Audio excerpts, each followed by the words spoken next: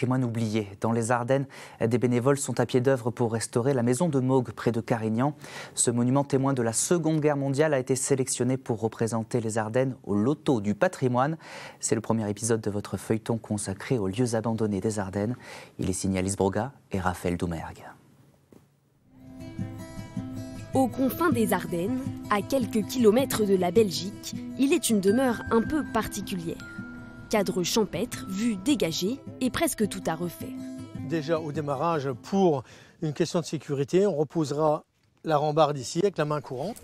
Dès qu'il le peut, Manuel Tejero-Cruz fait le tour du propriétaire. Une plongée dans le passé. La cuisine qui était moderne pour l'époque, puisqu'elle disposait de carreaux de faïence. Il y avait même l'ancêtre du réfrigérateur, un garde-manger. Construit en 1938, l'édifice conserve quelques indices sur ses anciens habitants.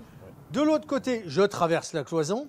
Nous trouvons donc dans la partie dortoir, qui était prévue pour 6 hommes. C'était des lits, donc 3 fois, lits superposés, 2 comme ceci. On voit bien les fixations. Une villa forestière en apparence inoffensive. Mais lorsqu'il dévalait cette échelle, ses occupants se transformaient en véritables soldats. Armes automatiques, munitions, grenades, la chambre basse dissimulait tout un arsenal de défense. Alors, le canon anti-char était placé ici. En temps de paix, on le reculait un petit peu et on fermait les volets. Donc de l'extérieur, on ne voyait rien. En face, la frontière belge est à 4 km. Situé sur l'axe Carignan-Florenville, cet ouvrage fait partie d'une ligne de 22 maisons fortes construites pour appuyer la ligne Maginot. Des fortifications légères, car l'état-major français tient les Ardennes pour infranchissables. Pourtant, c'est à Sedan que l'armée allemande attaque le 13 mai 1940. À l'avant-garde, les soldats des maisons fortes font sauter des mines pour ralentir l'ennemi.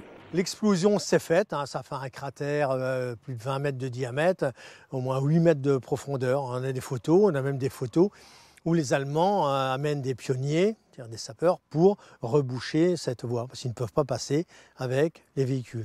Depuis la guerre, une partie de ces maisons fortes sont restées à l'abandon. Les membres de cette association veulent à présent rénover celle-ci, un projet à plus de 100 000 € soutenu par la Fondation du patrimoine. On a sélectionné cette maison parce que c'est un patrimoine unique en France. Il n'y a que 22 maisons qui ont été construites de ce type. C'est un patrimoine qui n'est pas assez mis en valeur au même titre, par exemple, que les blocos aussi que l'on trouve, les anciens blocos de la ligne Maginot. L'objectif ? Robert classe Arnoux, OFN, en position de tir. Redonner vie à cette maison avec notamment des reconstitutions historiques. On tire, on réserve du bois.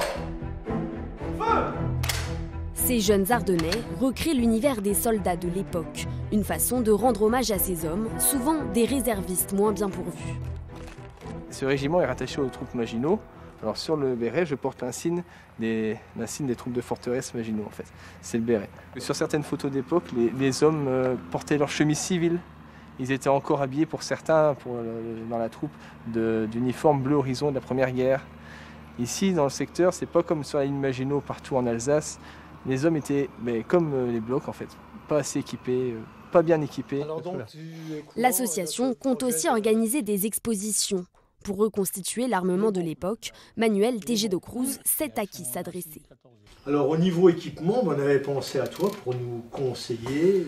On rencontre beaucoup en mai-juin 40, c'est ça. Ça, les séries B et tout ce qui était... les réservistes avaient des lebels et puis des mousquetons. Son ami Christian a amassé chez lui des milliers de pièces de la bataille de mai-juin 40. Sa dernière trouvaille, ce plan d'invasion de l'armée allemande. Et je regarde si les maisons fortes, justement, sont repérées. Mais c'était un leurre, donc normalement, ça ne devait pas être signalé. Très attaché à ce patrimoine, Christian applaudit le projet de rénovation.